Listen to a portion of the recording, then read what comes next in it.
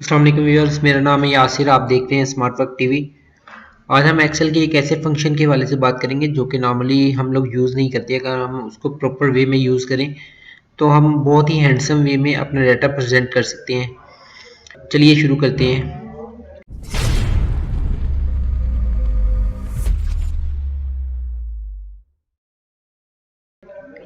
यहाँ पर आप देख सकते हैं मेरे पास एक डेटाबेस है जो कि करीब करीब 18 के करीब एंट्रीज हैं, जिसमें जिसमें आइटम्स के अंदर आपको कीबोर्ड और माउस शो हो रहा है और यहाँ पर आपको कंपनीज के नाम शो हो रहे हैं।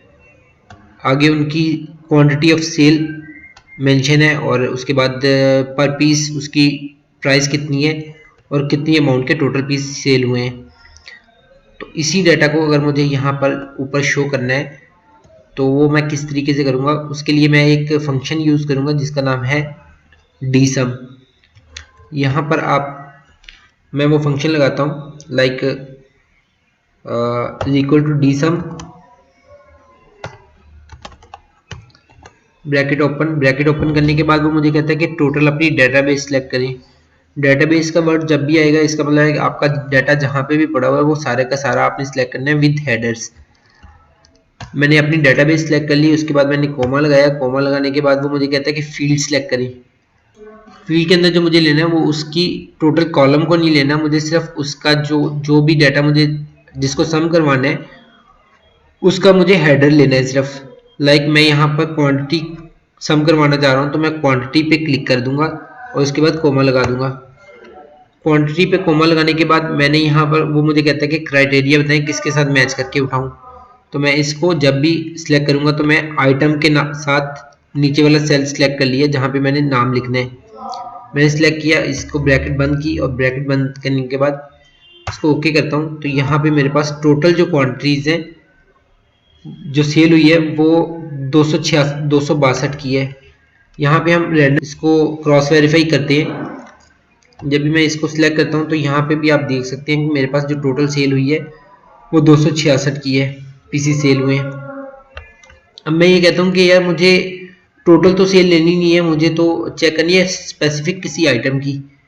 तो मैं यहाँ पे माउस लिखता हूँ तो वो मेरे पास माउस की सेल सिर्फ सिलेक्ट करके उसने बता दी कि माउस की इतनी सेल हुई है।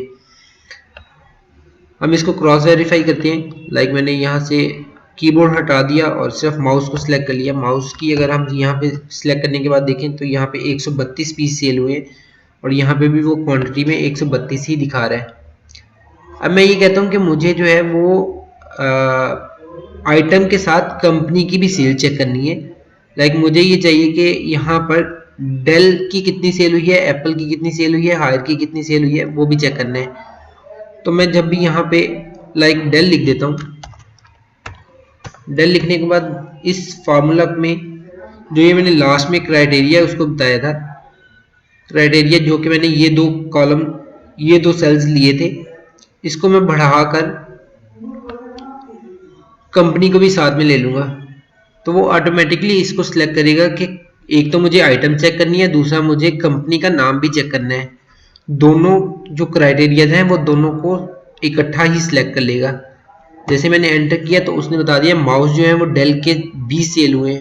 लाइक यहाँ पर माउस डेल के 10 ये सेल हुए और 10 माउस ये सेल हुए, तो ये दोनों मिलाकर 20 हो गए। इसी तरह यहाँ पे मैं HP करता हूँ, HP। तो यहाँ पे HP के भी वो कह रहा है कि 20 सेल हुए हैं। HP के 10 माउस ये सेल हुए हैं और 10 माउस ये सेल हुए हैं। यहाँ पे मैं एप्पल करता हूँ, तो एप्पल के वो कहता है कि 50 टोटल सेल हुए हैं, 25 माउस ये सेल हुए हैं और 25 माउस ये सेल हुए हैं। अब हम इसको थोड़ा सा डायनेमिक वे में बनाते हैं कि हम इसको डायनेमिकली कैसे देख सकते हैं। लाइक यहाँ पे मैं वही वाला फार्मूला लगाता हूँ, equal to DSUM bracket open, database select कर लेता हूँ।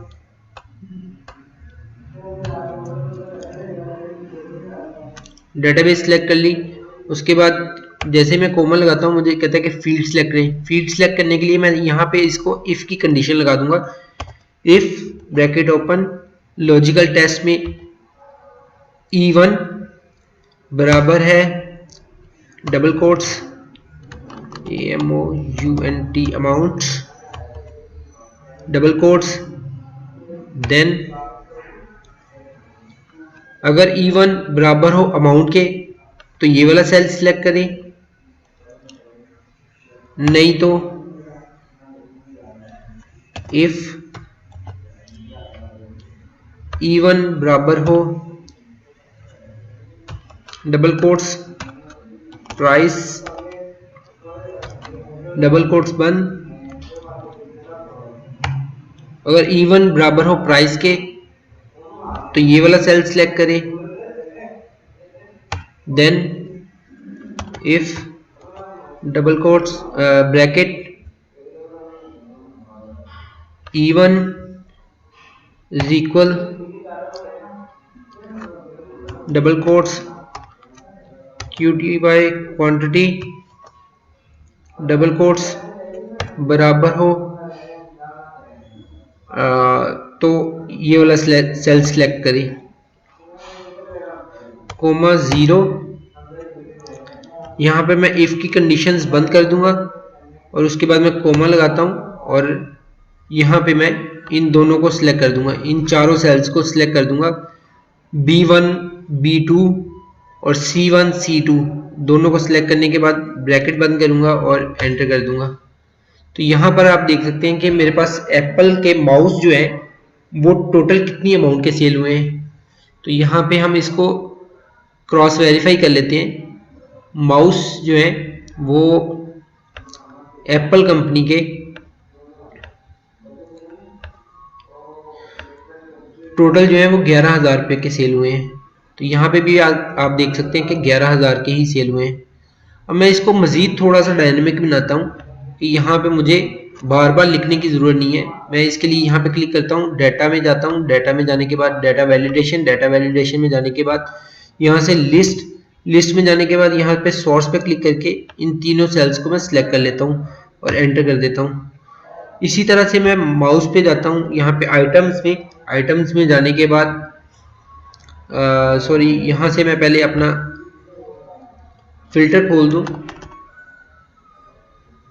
तो यहाँ पे आइटम्स में जाने के बाद यहाँ पर मैं अपना डाटा में जाता हूँ और डाटा में जाने के बाद डाटा वैलिडेशन, यहाँ से लिस्ट और सोर्स पर क्लिक करके इन दोनों आइटम्स को ले लेता हूँ और एंटर कर देता हूँ।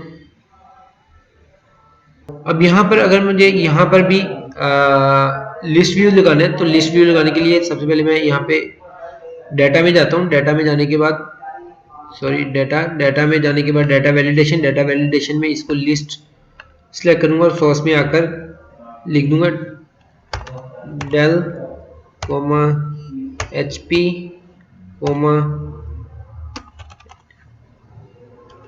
Apple comma Acer comma Haier और एंटर कर देता हूँ। तो यहाँ पे भी मेरे पास लिस्ट शो हो गई कि मुझे किस ब्रांड की सेल चाहिए। लाइक मैं एप्पल पे क्लिक करता हूँ, एप्पल के कीबोर्ड जो है वो 10 सेल हुए हैं, 2300 रुपये के सेल हुए हैं। यहाँ पे मैं जब अमाउंट पे क्लिक करता हूँ तो अमाउंट शो हो रही है। अगर मैं प्राइस पे क्लिक करता हूँ तो एक पीस की प्राइस शो हो रही है मेरे पास। एप्पल के कीबोर्ड की प्राइस 230 रुपये है, ठीक है। अब मैं इस पे अगर कोई चार्ट लगाता हूँ तो लाइक मैं यहाँ पे इंसर्ट पे गया, इसको सिलेक्ट करने के बाद इंसर्ट पे जाने के बाद मैंने 2D चार्ट सिलेक्ट कर लिया। तो यहाँ पे मेरे पास चार्ट शो हो गया है। मैं इसको थोड़ा सा सॉरी